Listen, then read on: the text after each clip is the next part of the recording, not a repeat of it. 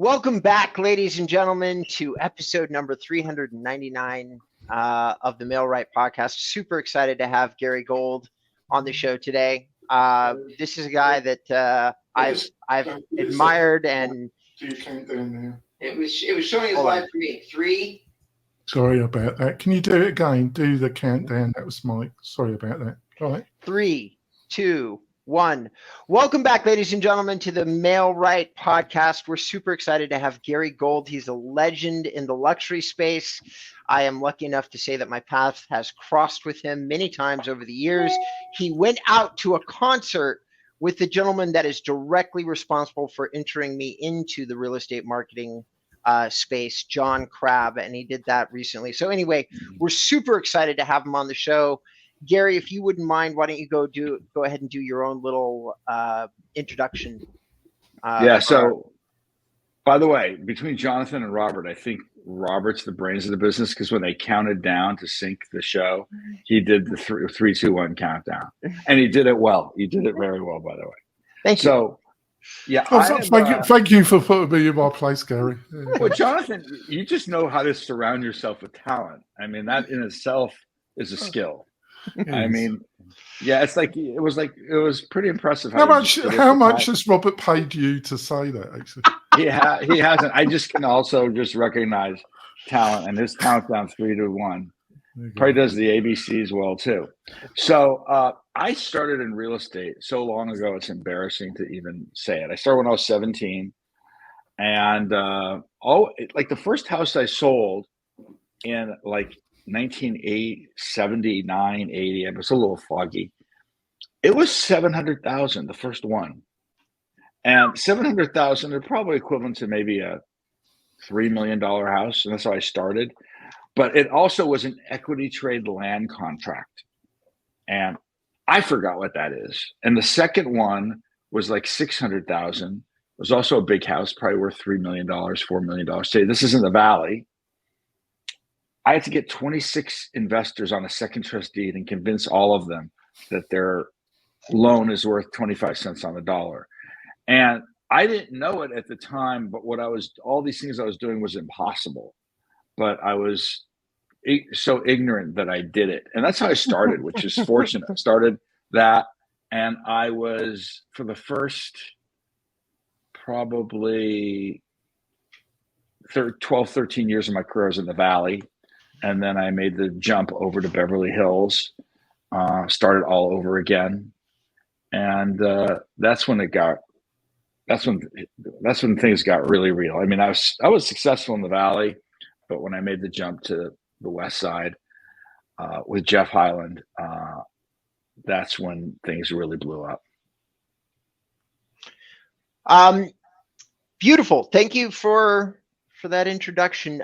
Jonathan, for those people that may not know you, why don't you go ahead and introduce yourself to any new listeners that we might have? Thanks, Rob. I'm the joint founder of mail-right.com. We're a competitor to Real Geeks and Sarah Interactive. We provide a CRM, email, text messaging, landing pages, and a host of other things, all in one great platform that's easy to use, and you own it. Back over to you, Robert.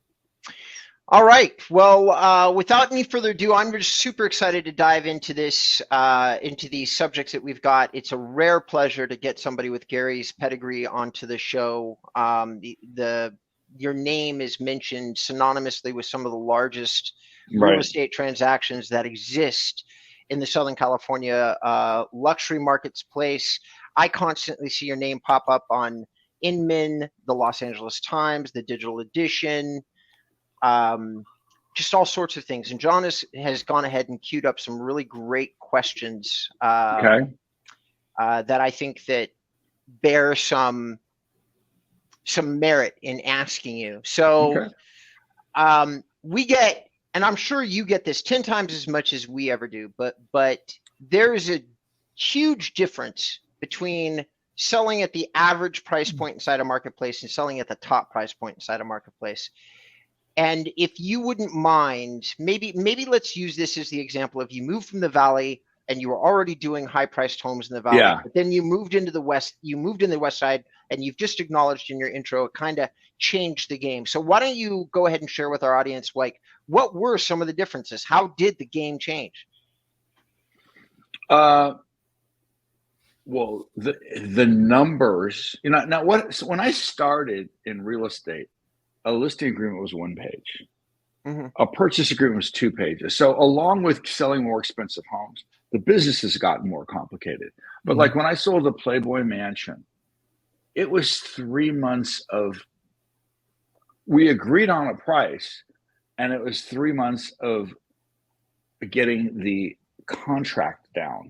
Now, that was the most extreme example I've ever had, where Hugh Hefner got to stay there for the rest of his life. He didn't really, and however long that might be. I remember when I went on the listing appointment, it was monumental to get the listing because I just wasn't the most likely person to get that listing at the time.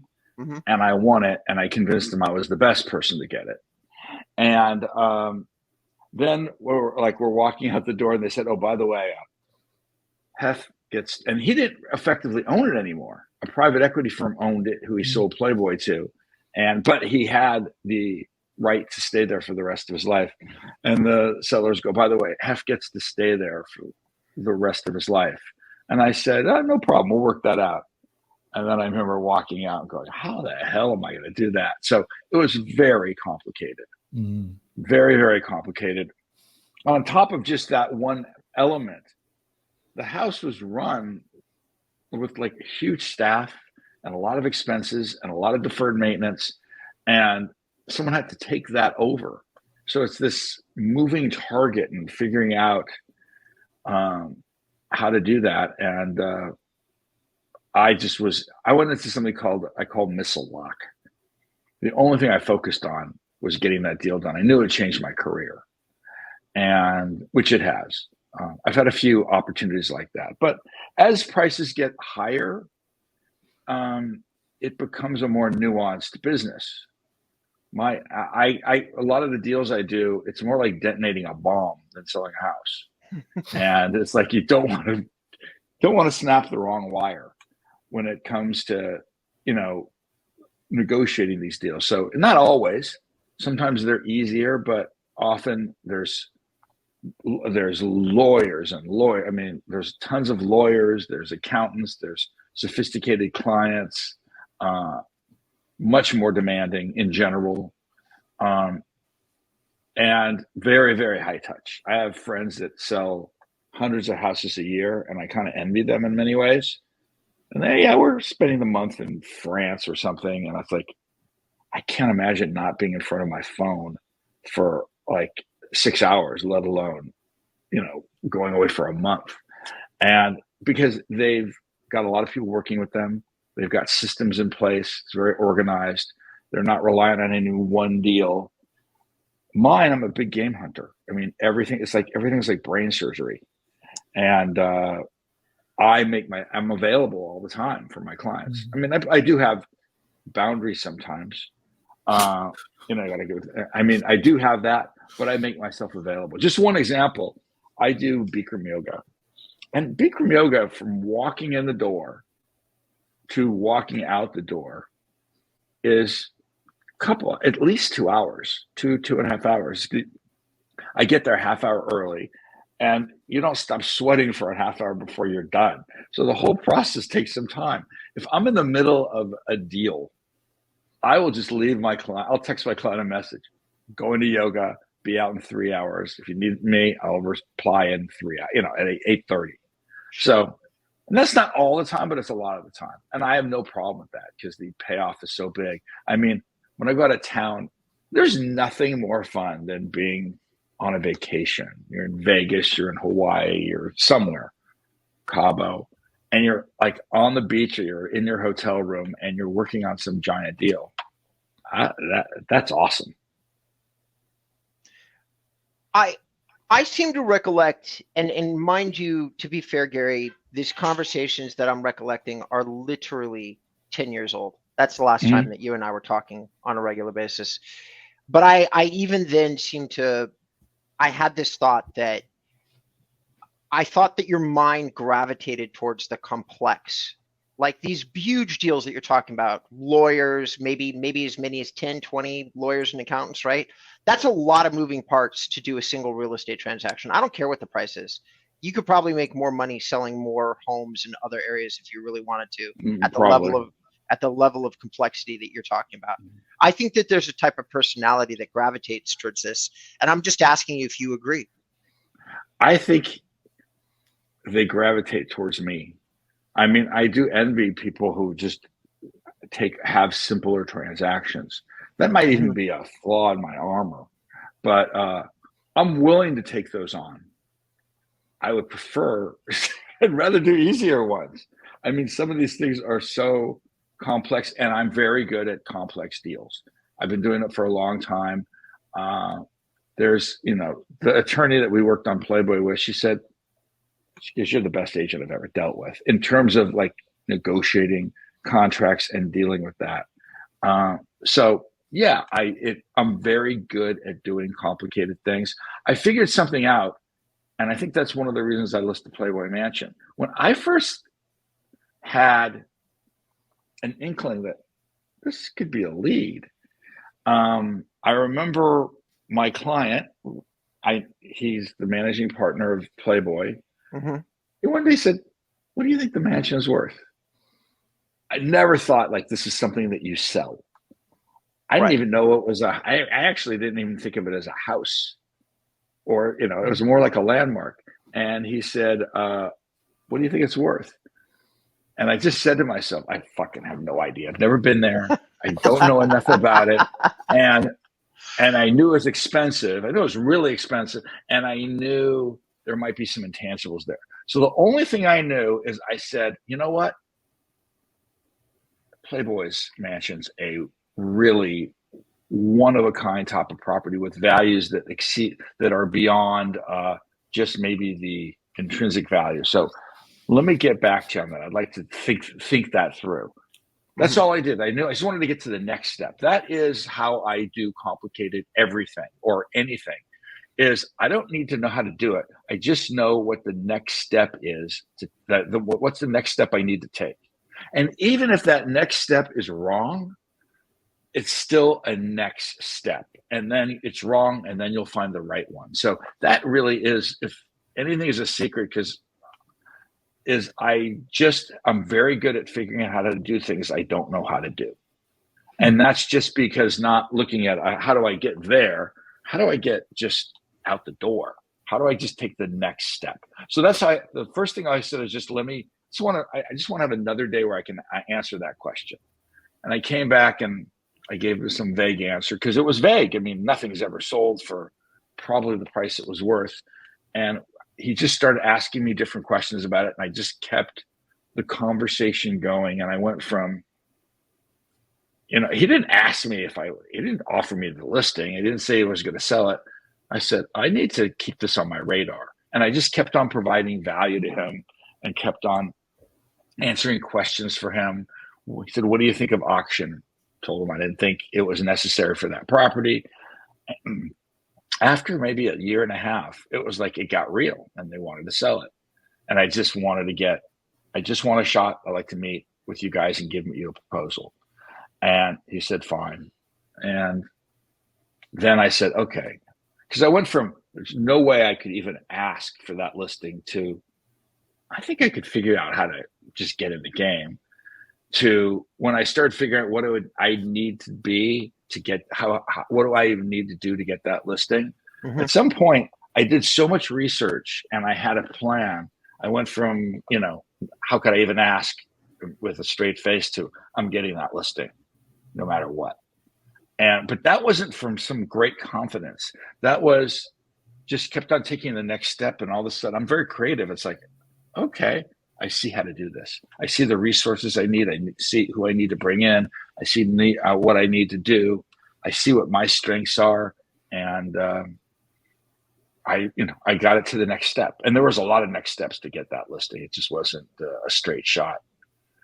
It was a year and a half, if I'm understanding you correctly, to even feel like you had an opportunity to treat it like a lead. you spent a year and a half of investing your time in. Did I hear that correctly? Well, he was a client of mine. He liked me, and it was just a conversation. And I just kept on. I said, I need to stay in this conversation, and I need to start doing this. And I started getting comfortable and learning more and understanding it. And then I remember, but they didn't decide they were going to do it for a year or so. And then I remember going on the listing appointment, and I said something very compelling that I think really set me apart. I said, you are meeting. And because I knew who they were meeting with. I go, you're meeting with the best agents literally in the country. Mm-hmm. Every single person that you are listing with will get your house sold. There's no question about it. They all know what they're doing. I go, I've been doing this a long time. I know how to get this house done. I can absolutely do it. And I go, the one distinction between me and everyone else is, for them, it'll all be another notch on their belt, and a big one. I mean, it's the Playboy Mansion. It'll probably be the biggest sale ever. Mm-hmm. For me, it's going to change my career. You own me. This is the most important thing I could ever do to change the trajectory of my career. And fortunately for me,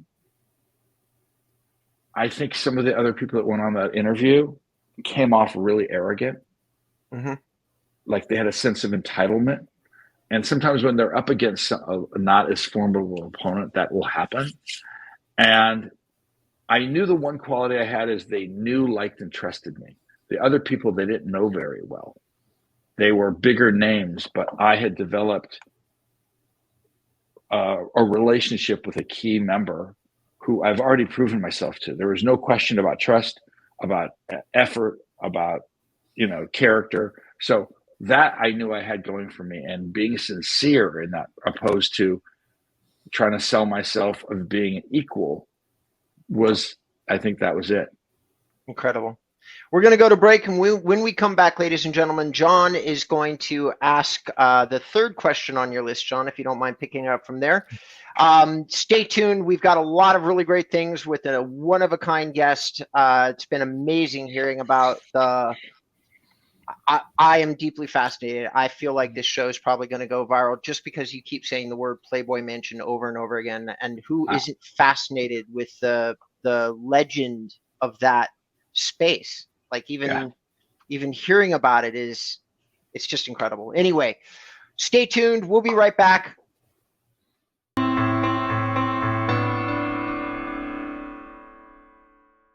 Welcome back, ladies and gentlemen. We are in our second part of our show with Gary Gold. The first part of the show, he was really, really generous with us and gave us a lot of the play-by-play on how he developed a relationship that was strong enough to, one, acquire the Playboy Mansion as a listing, and two, actually sell the property. It's pretty insane stuff. John, why don't you go ahead and take it away? Oh, thanks, Rob. So, Gary, what's a couple of the basic mistakes you see regularly agents make who are trying to get in to the luxury market? I know that you work a bit with Tom Ferry, and I understand you've got a course, and I would imagine that part of that course covers this subject. So maybe you can give a quick outline of a couple that you regularly see agents make. I think that would be really helpful, Gary. Well, it's funny. I do teach a course. It's called CompeteAndBeatTheBest.com, which that's the sales page. It's called Compete and Beat the Best, and I teach agents how to compete against the best agents to get the best listings and win consistently. Because often, when you're trying to break in, all the time you're going to be up against people who have a better track record than you. That just on the surface they're more likely to get it. And one of the things I teach in that course is how you can be the best agent for them. You don't have to, like I did with the Playboy Mansion. I didn't have to prove I was the best agent. I had to prove I was the best agent for them. And that is one of many things. But the last part of the course, I talk about 32 things that agents do that cost them a commission. And so you're spot on with that. So, but I'm happy to get into that. I would say one thing that people should be aware of is I believe every agent will get an opportunity or more than one opportunity like I did with the Playboy Mansion, and I've had several others. I've been fortunate enough to have a few opportunities that I completely seized, and it blew up my career. I've had a few that I seized, and it blew up my career in a negative. So I've gone both ways with that. But I've had a rocky road, let's put it that way, which has just made me all the better teacher. We all get opportunities to see something that can really change it, and can come in a lot of different forms. Because more questions than I speak at a lot of conferences, and I've probably had a couple thousand people come up to me and ask me, how do I raise my price point? Mm-hmm. How do I get to the next level?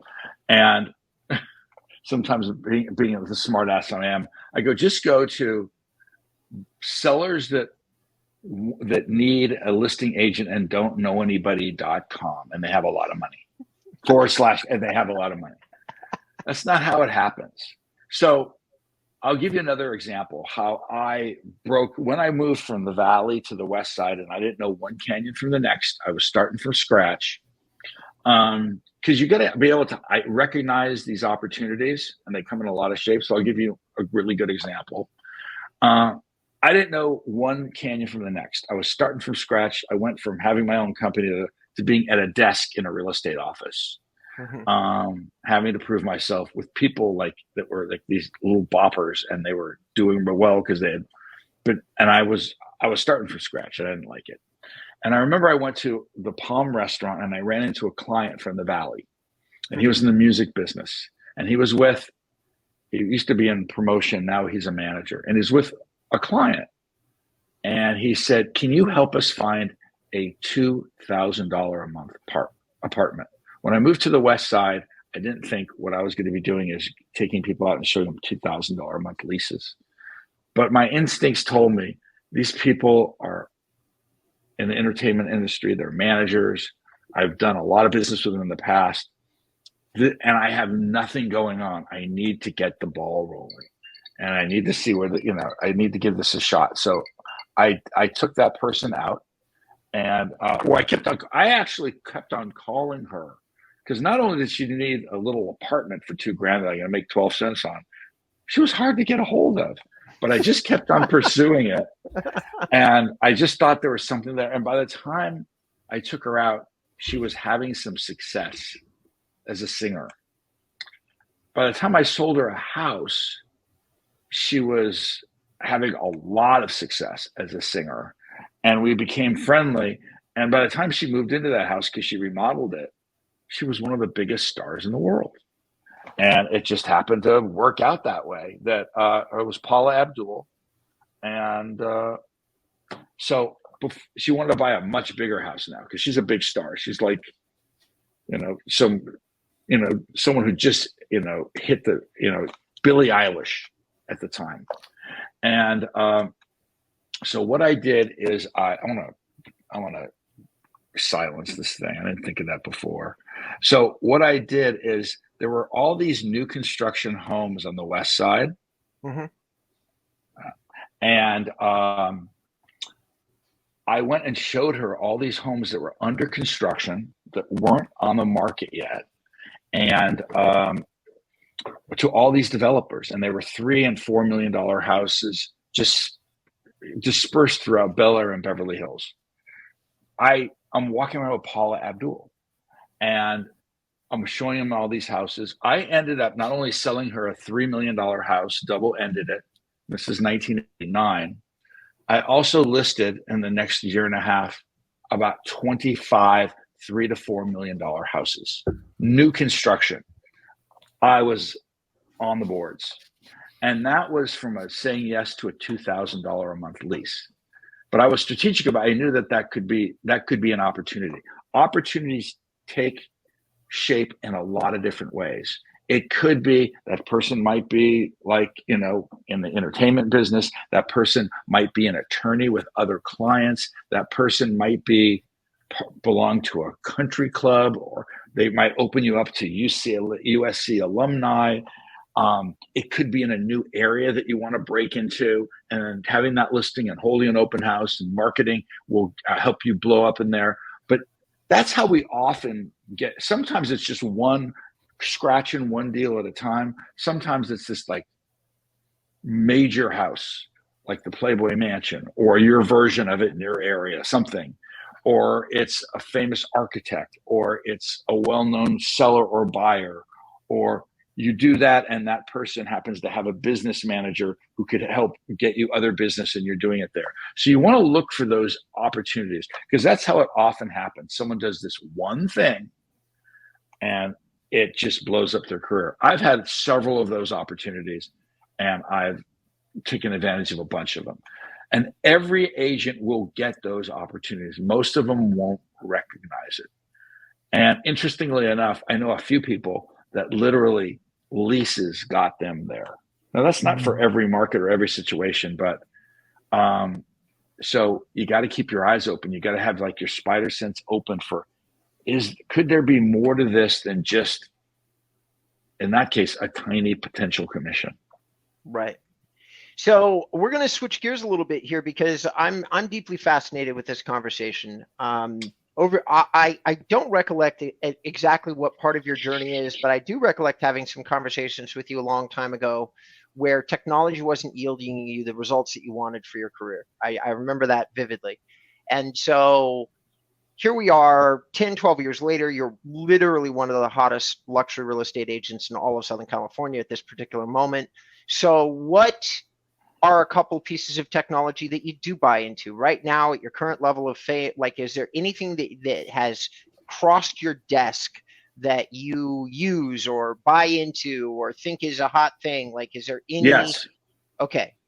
There's a couple that are really good, because the other thing that's different about being a high-end agent, it can apply to anything. And high-end agent just means high touch, high service agent. You could be doing it at a lower price range, and that's your distinction. You just provide a ton of service and you're very professional and you over deliver. So there's one piece of and it's not the only one, but it's one I use, something called Property Shark. Okay. I am not affiliated with Property Shark at all. Sure. And what it is, it's kind of like having a title company. What the title reps have, you have now, basically. But it does a couple things that are really cool. Let's say you're going on a listing appointment. And this is where you could find an opportunity that you didn't realize was there. Someone wants to sell some little rental. Mm-hmm. You look it up. And then one of the things you can do with that is you look up the rental. He owns it. You see when he bought it. You can see permits if they've ever thought of remodeling it. You see how much he owes. You see a history of documents. All that's great. But it also, you can switch gears and look at his name, and it'll show you other homes associated with that seller. So you realize this guy's selling a $700,000 condo that's a rental, but he owns 20 of them. And he also owns a $10 million house in Bel Air. Those situations are unbelievable. So it does that. The other thing that it does that's really good is it digs a little deeper. And if it's a corporation, it can tell you who's behind that, and it can just be more information. Now, I have a friend named Steve Humley, who's got a company called The Genie that he's launching. A couple people are using it at this point. That takes this concept and to even a bigger level. You'll be hearing more about that. So that is one of my favorite things. Another one that I love is, and it's simple, I keep an iPad right next to my monitor and my phone in front of me, and all three of those devices, and I have the Ultra watch here. All of those items have different qualities and do things best. So when let's say I'm just looking at what houses to caravan, or I'm doing comps for a client, or I'm going to go out with a client, because I'm selling everywhere. I don't know the market at one place. Like if you had a farm, you just know everything. Sure. It's such a wide area and so vast that I'm looking all over the place, sometimes even outside of LA. So when I'm looking at property, let's just use for comps. You're going to go and you're going to talk to a seller. I have next to me, I have my iPad Pro next to me, and I am on either Google Earth or Google Google Earth or Google Maps, and I am looking at a aerial view of that property. And and then you can also go down to a street view and walk down the street, and you can see, why is the house that you're selling looks like it was on the market for 10, and there was something that sold for 12, and you go look and you see that the home that sold for 12 is in just a superior location than yours that might be behind an apartment building. So you get to see things.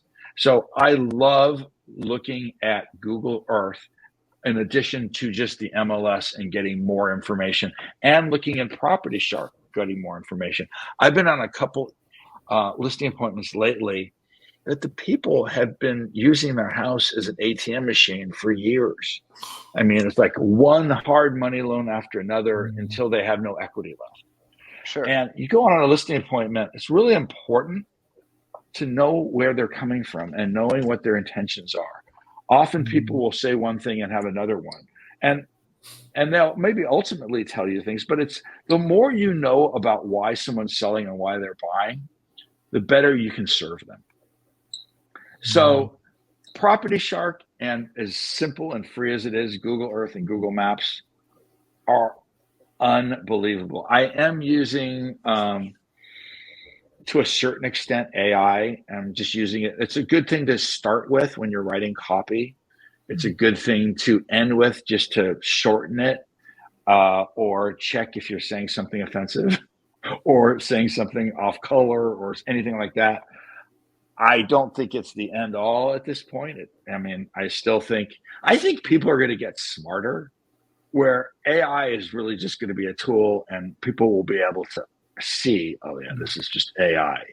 So, but it's a really good thing. I wrote this copy. It just took forever. And it was 1,500 characters and I needed to get under 1,000. I threw it in ChatGPT and I go, rewrite this so it's 1,000 characters. And, after a couple tries and a couple, the right prompts, it was really good and it saved me a lot of time. I'm gonna send one referral back to you, and I'm going to be transparent about this. I sit on the board of advisors and I have an ownership interest in the company that I'm going to mention to you, but I see a lot of prop tech come through my desk. This one is fascinating and geared specifically towards the top 1% of real estate agents. Puts you in the role of essentially being the title and escrow company without you having to do anything. You sign up for the service and you take a piece of the back end transaction. At the same time, they automate everything, digitize everything, all 500 pages, all the documents, everything is digitized for you so that you can see it in one transparent place on a dashboard, plus gives you a piece of the back end. If you haven't heard of it, or if you haven't had anybody else start to talk to you, the movement that I see for really, really big producers on the broker side and the super luxury agent side is taking a piece of other pieces of the transaction in a meaningful way. Powered by Nile is one of the companies doing that. Place, which is a Ben Kinney company, and I have no ownership interest in that. Right. That's another company doing the same concept from a different direction. But if you haven't checked that out, number one, it's probably a huge profit center for somebody like you, where you just haven't even thought about it. And number two, there might be huge technological advantages for you to even look at it. And last but not least, as you are well aware, they will bend over backwards to attach your name to any of these prop tech companies. You would have a huge negotiating factor if you decided you were interested in the technology at a super high level. Up to now, I do like people bending over backwards for me, I'll be honest with you. But I haven't taken a piece of anything. My commissions are so big, I just want to keep my referrals kind of pure. But the world has changed, and there's affiliate marketing, and as long as it's done in properly, I'm open to it. And by the way, I don't think very few people know this, but I'm the inspiration behind AI. I don't think you knew that, did you? No. I was working with so the guys that originally invented it, they were clients of mine. I was showing them homes, and he was asking me questions. He just was drilling me but they both were one after another. And I remember one looked at the other and he goes, he's not really that smart. I mean, he sounds intelligent, but it's like artificial intelligence. And then the other one, like the light bulb went off. And I think that was the inspiration for AI right there. Funny enough, Gary. I get that every day, actually. But there we go. Yeah. We'd like to do one last bonus question. If we can get do you have 5 or 10 more minutes to offer us, Gary, or are you out of time? Okay. I'm fine. So we have 2 questions, but I'm going to say, John, that you pick one of the 2. They're both your questions, and we offer it up as bonus content. And I will say this, the last 2 questions we had to ask you, Gary, were both kind of aimed at newer agents looking to maybe break into the luxury space. So can you make a multiple choice? I don't know, John. I think so, Gary, what have been some of the, are there some influencers, some people in the industry that when you see them write something or they're on YouTube, you say to yourself, if I got a moment, I'm going to read it or watch it? Are there people that have influenced, in real estate or just in general? Well, in real estate, but if you want to name some people outside it, fair due, have a go at it, Gary. Right. So I'm really impressed with Andrew Huberman. He's a scientist, punk rocker, skateboarder on YouTube. He's blowing up. He's huge. He's one of the biggest ones. And he talks about human potential and human performance and health, but it's just completely scientific. It's all based on science, and he's compelling. And the one thing he had said that I've been talking about lately, he said, condition yourself. He says the most valuable currency in the world is dopamine. It's what inspires us. It's what makes us do things. It's what drives us. If Elon Musk, if you could, get rid of his dopamine, he couldn't wake up in the morning and get a job. So he said, condition yourself, and this is so important for agents, to trigger a dopamine response, not in the sale when you close a deal, but in the pursuit and the process. He goes, because so many people hold their breath and grind through something. You hear this word grinding, and then celebrate the big win. They imagine, being on a beach in Hawaii, relaxing, and the world is a peaceful place now. He goes, this is a recipe, and this is, he speaks in facts. This isn't, some story. This is a recipe for depression. Yeah. Because you go through this whole thing, you get this moment that lasts just for a brief time, and then the ability to recreate that, you have to go through a whole cycle again before you feel that again. Not a good thing. He goes, if you trigger yourself to get a dopamine response, and you can do this, and crave the pursuit, then you make a sale, do a little jig, and then you can go right back to the pursuit. And after he said that, I noticed all the good agents do not sit there and hang with the success, with the sale that long. They're competitive, and they want to do the next deal. I love that. Okay. And I would say, fantastic. Hearing the one person who I think he's very analytical, and he's all numbers, and we've worked together. There's a guy named Tim Smith in Orange County. He has a huge team. He really has great insight. He does. I say of everyone I've heard speak, I think Tim has got incredible insight. And I think Tom Ferry's interviewed him a couple times. He's been on a couple things. It's not he's out there selling, but he really has he's got a good rap, and he really understands the business and really gets behind something, and he executes. He thinks something, he talks about it, and then he goes out and he does it. So yeah, I'm real impressed with Tim, amongst others. That's incredible. For those of you who are listening to the show, Tim Smith and Andrew, what was the last name? Huberman. Huberman. Mm-hmm. So strong recommendation to go out and check those guys out. Gary, I'm actually going to check both those guys out probably as soon as the show wraps here, because I know a lot of real estate influencers, and I don't know either one of those gentlemen. So yeah, thank you. I'm not sure if either of them are real estate influencers. Either than Tim is a great agent, and when he speaks, I think he's great. I don't watch a lot of real estate. I mean, I'm a big fan of Tom Ferry. I think he's great. I like I think me and him are different. I'm, an agent. He's not, but I like what he has to say. He said some of the smarter things that that have resonated with me.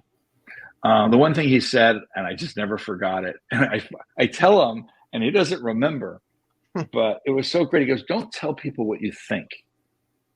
Tell people what you know." I used to hedge my bet. Well, maybe we could check out your price and be definitive, be sharp, spot on. Tell people exactly the numbers. I currently have a listing with Josh and Matt Altman.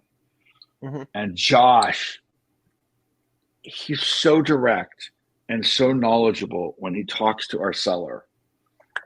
Very impressive. So many people try to be lollygag, and the best agents I know you can have finesse, but the truth is the best bullshit. It really is. I like that one a lot. Yeah. Well, Gary, you've been incredibly generous with your time. We're going to wrap the show up. Before we go, I am sure there is a reason you agreed to come on our little corner of the podcast world. So what would you like people to look at if they want to look you up, if they want to do some more research? Yes. Where do you want to send them? I've been doing things like this for a dozen years. I like doing it. I like giving out information. Right now I do have a little bit more of agenda than normal because I'm really excited about teaching this course where I just give all the fundamentals. It's a 4-hour live and online course over a 4-week period. And people are getting great results. And literally after the first week, they're getting listings and making sales and taking out buyers for people that literally fell through the cracks in their CRM. So it's called competeandbeatthebest.com. I mentioned it before. You should check it out. I'm in my beta right now, so the price is really great. And the classes are a little bit smaller as I, right now on purpose. And I teach it. I created it. It's like my life story in the form of a course, teaching, basically opening up my playbook and showing you how I do the fundamentals on the highest level. That's what it's all about. And so I would have been on the podcast anyways. I like the sound of my own voice, but right now I'm, getting that off the ground, and it is blowing up, and I'm really happy about it. I love teaching agents as much as I like selling. I really do. It's just something. I used to do stand up. It's kind of like, in a way, that connection with people I really like, and that's what I'm. So it's competeandbeatthebest.com. Go there, check it out. And if you're not, if you want to get a little bit more information, there's a place where you can book a call with me so we could talk about it in more detail. It's kind of like I'm your therapist for 15 minutes, your real estate therapist. And they tell me their troubles and I tell them their solution. And there you go. Awesome. John, if somebody wants to look you up or do any research on you, where would you like them to go? Oh, just go to the mel-right.com website. You can book a therapy chat with me if you like. If you like English humor, I'll brighten your day up. I don't think I'll be as effective as Gary, but I can have a go at it. So you can do that, Robert. Back over to you, Rob. But is there any like English pub or fish and chips place in Carson City that they might see as well? No, in Lake Tahoe, there is an English pub, actually. It does do some good fish and chips, actually, Gary, but not in Carson. Not in Carson. Robert says snide remarks about Carson City because he's a bit of an LA snob, actually, Gary. He thinks I live in the wilderness. Well, you live in a city where heavy metal bands go to die. But anyway,